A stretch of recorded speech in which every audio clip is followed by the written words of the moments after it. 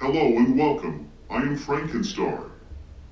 Here once again to unravel another timeless mystery for you, which once again had only stumped everyone else whom had studied it, including geologists, archaeologists, scholars and both professional and amateur researchers alike.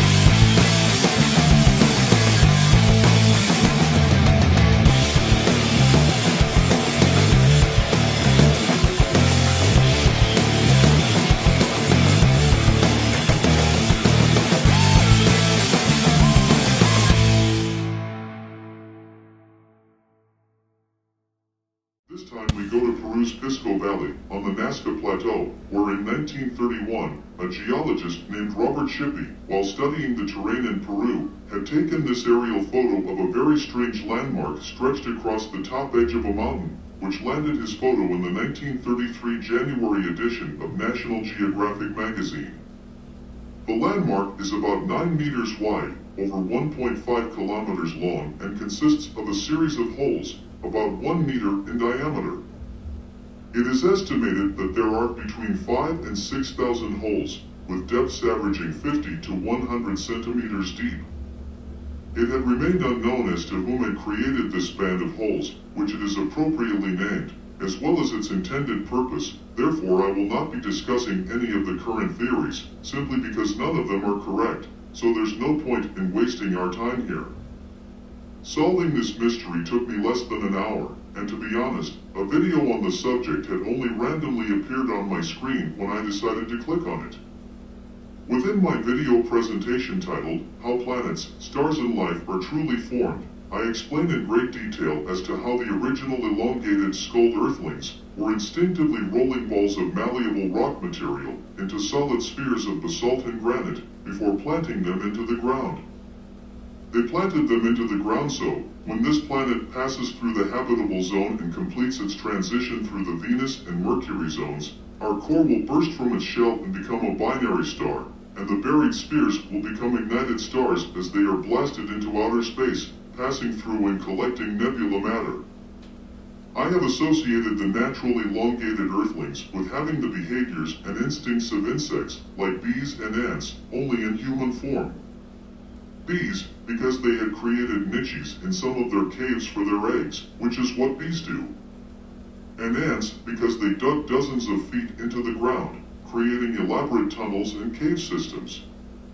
So, when I first seen a video on the band of holes in Peru, I immediately noticed that the pattern of the holes was similar to a kind of honeycomb pattern. I felt quite certain that these holes had to have been created by a colony of earth creatures, whom were instinctively driven to carry out this particular design. I then wondered if these shallow holes were originally made for stone spheres to be placed into. I had then made the discovery of a lifetime, one which makes every other discovery in history pale in comparison, and you will see why. With my intuition telling me that this mysterious pattern consisting of 5,000 to 6,000 holes was created by the elongated skulled earthlings for their spheres, I then noticed something truly incredible, and therefore discovered that the band of holes is an exact match to our Milky Way nebulas. After digging a little deeper, I had then found images of the Milky Way in Peru, facing straight up and down, and the orientation of the band of holes is indeed north and south. I have also found this chart showing the cycle of the solstices, and though I am not an expert on solstices, it would appear that the alignment of the band of holes may line up with the Milky Way during the summer solstice. Regardless of that, I had suggested in my previous video, while discussing how burning spheres pass through and collect nebulas, that I would not be at all surprised if the Milky Way nebulous will be aligned to the next Mercury binary star explosion, which will be in approximately 1,690 years, actually the year 3712, and that video was posted last year, August 30th, 2021. Just listen to this. Of nebulas taken by Hubble, and if you look closely, you can see perfect circles within the crystallized clouds. These circles are actually holes in which blazing orbs had passed through at some point in time, collecting nebulas, which would have increased their masses. In fact, I would not be at all surprised if our own Milky Way nebulas were lined up with the next binary explosion for just that purpose. I had recently learned that scientists through the spectrum of radio wave imaging, have detected bubbles, or spherical holes in the center of our Milky Way nebulas, which again were likely caused by flaming spheres from former Earths passing through. You see, without even trying, I have just revealed the answer to one of the most profound questions of the 21st century. Why are planets round? I certainly was not expecting, nor was I prepared to discover a giant landmark full of holes, yet alone it being aligned to the Milky Way. I then decided to contact Brian Forrester, whom, if you do not know, is an independent researcher as well as a museum director in Peru, and he has over 1,000 video presentations of various ancient enigmatic sites, from pyramids to past civilizations, including multiple videos on the Band of Holes. In fact, in one of his videos regarding the Band of Holes, he mentions that the director of the museum, Senor Juan Navarro, believes that the Band of Holes was created by the Elongated Skull Society, likely due to there being remains found near there. Anyway, I showed these images to Brian and told him of my discovery, and he said that I might be right about it, and that he had never noticed the match between the Band of Holes and the Milky Way before. That's okay, Brian, nobody else had either, nobody in 91 years, since the discovery of this site. Here are the dated email messages between Brian and myself, and I also gave him my blessings to publish my discovery if he chooses, providing he credit me as the founder of this great discovery, as this important news needs to be put out there, so let's see what happens. The precise timestamp for my discovery is Sunday, June 5th, 2022, 7:35 p.m. I initially thought that these shallow holes were created to set stone spheres into, however this idea was no good, otherwise there would be broken fragments of spheres found all around the area, and there have not been any reports of such spheres. Then I considered that the elongated skulled earthlings were capable of digging dozens of feet into the ground, and then it hit me. They must have buried their spheres deeper into the holes, possibly 12 feet deep, before covering them up and filling in the holes. So, after several thousand years, the dirt in the holes had settled, creating the depression dimples, which we now see.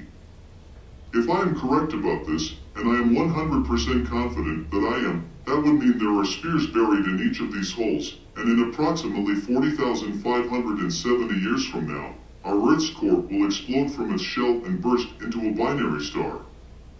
The Band of Holes will be aligned to the Milky Way nebulas, and the 5,000 to 6,000 spheres will become ignited from the blast and pass right up the center of the Milky Way, collecting nebula crystals while increasing their sizes.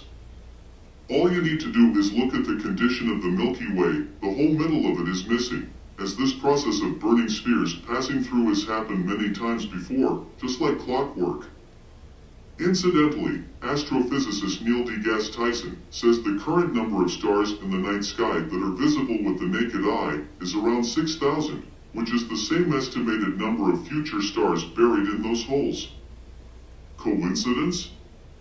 We just need to sacrifice a couple of those holes and get in there and dig them out, and we will find stone spheres buried within, just as I had predicted. Now I have never visited this site, nor has it ever been suggested by anyone else in history that spheres are buried in the holes, therefore it would be literally impossible for me to have any prior knowledge, beyond what I have concluded on my own. So, when you dig down and find 5,000 to 6,000 stone spheres buried in those holes, it will either mean that I am the greatest psychic our world has ever seen, or it will force you to try and get a grip on the reality, which I have single-handedly uncovered, regarding the life cycle of our planet and solar system. Admittedly, it is hard to be humble at a time like this, therefore you must forgive me, as this new discovery will once again solidify my claims that I, Frankenstar, seem to have the most advanced human brain on our planet, or at least whom has spoken up and let themselves be known. At the same time, I also realize and accept that others seem to be unable to process what I have learned. It does not mean that I think everyone else is stupid. We were just not programmed for the truth, and it's really as simple as that, and I will elaborate more on that in my next video. So why me of all people?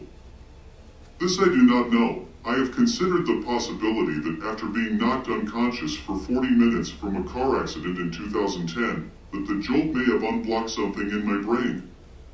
I had also spoken to my deceased father through the stars in the night sky, 2 days before my pyramid revelations had occurred, so he may have somehow guided me from beyond. I just don't know. Maybe I'm just a smart motherfucker. Even though I had stopped paying attention in school from grade 2 and up, being blindly promoted each year without merit, as I fell through the cracks of our educational system, I have single-handedly figured out the workings of our entire galaxy like nobody has imagined.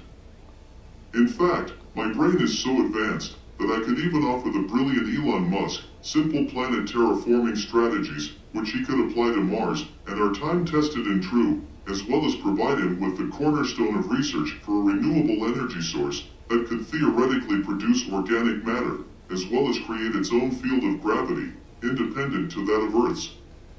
So Elon may reach me on Instagram at Frank_N_star. Perhaps in grade 2, I had realized that school had nothing more to offer me than being a prison to keep me out of my mother's hair for several hours a day. Keep an eye out for my next video, in which I will demonstrate precisely what had happened to the elongated-skulled natural Earthlings, as well as decipher the meanings to Mayan dates that had only stumped and confused the greatest scholars of our time, for example, 2012, 3114, and 3273. Also, I will elaborate on who the Anunnaki truly were and how they had altered our planet, creating life as we know it. If interested in owning a piece of history, Frankenstar is available on Amazon in paperback and ebook formats, see link in the description, and it explains how I had discovered that the pyramids are not man-made, but instead are really just giant crystals, which had then led to my understandings of the true life cycle of our planet, galaxy, and more. Thanks for watching.